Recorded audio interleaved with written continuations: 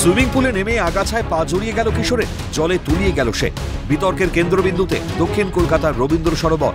অভিযোগ, সুইমিং পুলের নিচেই নাকি আগাছার জঙ্গল। দীর্ঘ 10 বছর পুল পরিষ্কার হয়নি। এমনকি পাবলিক সুইমিং পুলে নবীন প্রবীণদের সাঁতারের কোনো নির্দিষ্ট সীমানা নেই। বাচ্চাদের খেলার জন্য ন্যাচারাল পুলের মধ্যে লোহার রড দিয়ে ব্যারিকেড থাকলেও এখন সেসবের চিহ্নটুকুও নেই। এই অব্যবস্থার দায় নিতে হবে কেএমডিএ কে। কর্তৃপক্ষের বিরুদ্ধে ক্ষোভ উগরে দিয়েছেন স্থানীয়রা। অভিযোগ, পর্যাপ্ত রক্ষণাবেক্ষণের অভাবেই এই মৃত্যু। যারা সুইমার তারা হচ্ছে গিয়ে ঠিক আছে, পাটা নাড়াবে না, আস্তে আস্তে হাত চালিয়ে চলে আসবে। কিন্তু যারা সুইমিং জানে না তাদের এই জায়গাটা পরিষ্কার করে রেখে এইখানে পাঠানো দরকার। আমরা অনেক দিন থেকে বলছি এটা পরিষ্কার করুন, এটা পরিষ্কার করুন, হচ্ছে না। আমরা বারবার বলেছি, আমি 3 মাস আগেও মিডিয়া এনে দেখিয়েছি এখানে কত ঝাঁঝি। এত ঝাঁঝিতে পা জড়িয়ে ছেলেটা আজকে মরে গেল। এবং এত ঝাঁঝি এখানে যারা সুইমিং করে তারা নিজেরা ঝাঁঝি পরিষ্কার করে, তাদের তো পরিষ্কার করার দায় নয়, দায় তো কেএমডিএ। গোটা পুলে শুধুই পাক, নেই কোনো লাইফ সেভারও। সাঁতার কাটতে গিয়ে বেগ পেতে হচ্ছে দীর্ঘদিনের অভিজ্ঞতা সম্পন্ন সাঁতারুদেরও। আর সব জেনেও নিরুত্তাপ কেএমডিএ। দপ্তরে গিয়ে হত্যে দেওয়া থেকে শুরু করে কেএমডিএর আধিকারিকদের দফায় দফায় চিঠি পাঠিয়েও কোনো সুরাহা হয়নি বলে দাবি স্থানীয়দের। তারা বলছেন ন্যাচারাল পুলেই রয়েছে মৃত্যু ফাঁদ, যার গভীরতা প্রায় 10 থেকে 12 ফুট। তাই এই পুলে দুর্ঘটনা ঘটা খুবই স্বাভাবিক। কেএমডিকে বলা হচ্ছে আমরা কি করব, কেএমডিকে আমরা চিঠি দিচ্ছি, তবুও কেএমডি তো এটা কোনো ইয়েই করছে না। এর আগেও ঘটেছে, এর আগেও সাঁতার কাটতে নেমে তলিয়ে ঠলিয়ে গেছে। হ্যাঁ গেছে। তার মানে কারণটা হচ্ছে কি বলতো, এখানে এখন লাইফ সেভার নেই। লাইফ সেভার এখন নেই, অনেক বছর ধরেই নেই। আগে যারা ছিল তারা তো যারা রিটায়ার হয়ে গেছে, তারপর নতুন করে আর কাউকে রিক্রুট করে।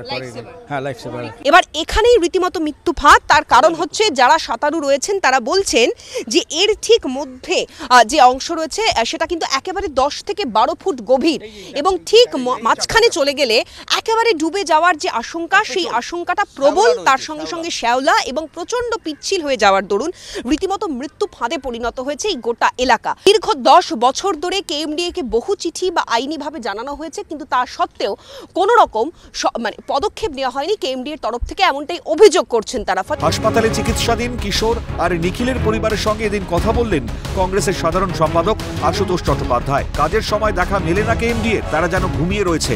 এই গাফিলতির জবাব দিতে হবে পুরো কর্তৃপক্ষকেই, দাবি কংগ্রেসের সাধারণ সম্পাদকের। কেএমডিএ কর্তৃপক্ষ ওখানে ঘুমিয়ে আছেন, কোনো কাজ করছেন না।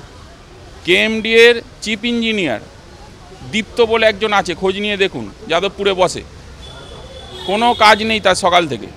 কিন্তু একবারও কেএমডিএ বলছে না যে দীর্ঘদিন ধরে ওই জায়গাটা রক্ষণাবেক্ষণ কেন করা হলো না। সেখানে লাইফগার্ড কোথায়? সেখানে আইডি কার্ড চেকিং করে কেউ সুইমিং জানে কি না জানে সেই গার্ড তারা কোথায়? তবে শুধু রক্ষণাবেক্ষণেই গাফিলতি নয়, সরোবর চত্বরের নিরাপত্তা ব্যবস্থাতেও বিস্তর গোজামিল রয়েছে। সাঁতারে অনভিজ্ঞ কিংবা অভিজ্ঞদের চেনার কি নিয়ম মেনে চলেন নিরাপত্তারক্ষীরা? এবার প্রশ্ন তুললেন বিশিষ্ট পরিবেশবিদ সৌমেন্দ্র মোহন ঘোষ। জানালেন বিগত 1 মাস ধরে রোজ কেএমডিএর আধিকারিকদের সঙ্গে তিনিও কথা বলেছেন পুল পরিষ্কারের জন্য। যেখানে লেকের সুইমিং পুল এত দূষিত, সেখানে কিভাবে আইডি কার্ড ছাড়া যারা সাঁতার জানে না তাদের এরকম দিনের পর দিন অ্যালাউ করা হচ্ছিল। এটা গত 1 মাস ধরে কেএমডিএ-কে কন্টিনিউয়াসলি বলে আসছি। প্রতিদিন আমি সকালে লেকে যাই, আমার ডিউটি ছিল 1 মাস ধরে পাবলিক সুইমিং পুলে গিয়ে দেখা কতটা পরিষ্কার হচ্ছে।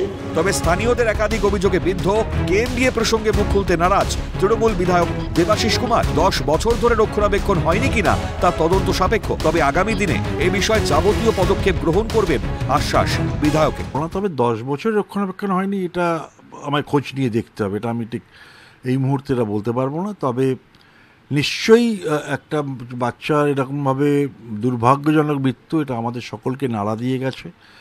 পাবলিক পুল যেখানে এটা হয়েছে সেখানে আরও বেশি করে আমাদের সচেতন সজাগ থাকা দরকার এবং নিরাপত্তার দিকটাও আমাদের খতিয়ে দেখতে হবে এবং এই কারণ কেন এটা ঘটলো সেটারও একটা অনুসন্ধান করা উচিত বলে আমার মনে হয়। এটা পুরসভার তো নিয়ন্ত্রণে নেই, এটা কেএমডিএর নিয়ন্ত্রণে আছে। আমি আগামীকাল কেএমডিএর মাননীয় মন্ত্রীর সঙ্গে কথা বলবো এটা নিয়ে।